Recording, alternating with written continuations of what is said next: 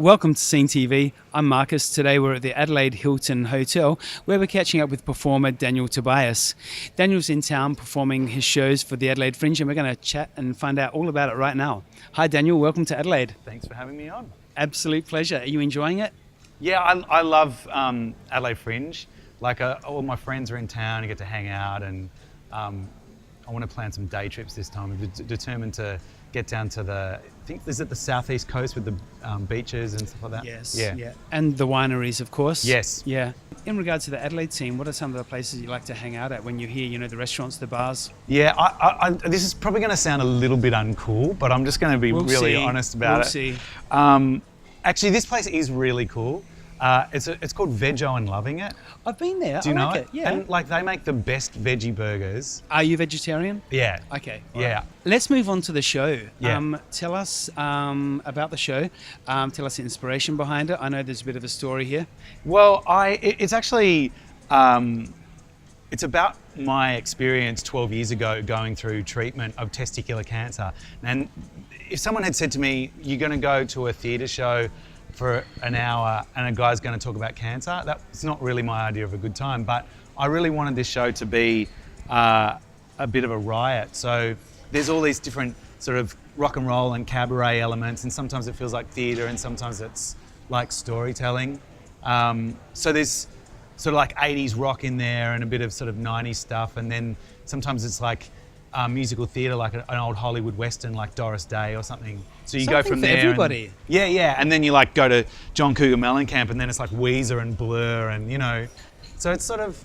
It's a musical journey, isn't it? It is. Wow. Yeah, and I talk about a lot about growing up as a Jewish atheist, and then having this situation where this crisis of faith, because I have to go through this really extreme situation, and I'm a bit lost, and I find faith in Lance Armstrong, testicular cancer survivor and 7-time winner of the Tour de France.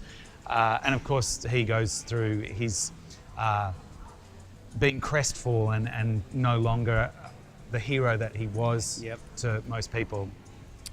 Yeah. Of course, what you haven't mentioned is obviously the name of the show, which is The Orchid and the Crow. Yeah. And so, obviously quite a very personal journey. Yeah. Was it difficult to put this on stage? You know, was it something that, you know, really left you quite raw? I don't really mind talking about it, and you know, the songs are a lot of fun to sing as well. So it sounds like it. Yeah, it's pretty. I don't find it difficult to talk about it, because I think what gave me strength through all of that time was hearing other people's stories, in particular Lance Armstrong's story. So if anyone gets any value out of it, then I'm quite happy to share them. You've done something good. Yeah, exactly. Can we hear something from the show? Sure. I'd love to hear something. Yeah, this is a song, it's called Girls Don't Care. Okay. And it's about my my first sexual experience after going through testicular cancer. I was petrified about what would happen, and how, if I met the woman of my dreams, like how she might react. I was scared it was going to be the end of the relationship, and it turns out that that's not. It's all cool. Yeah, let's hear it. Awesome. Okay.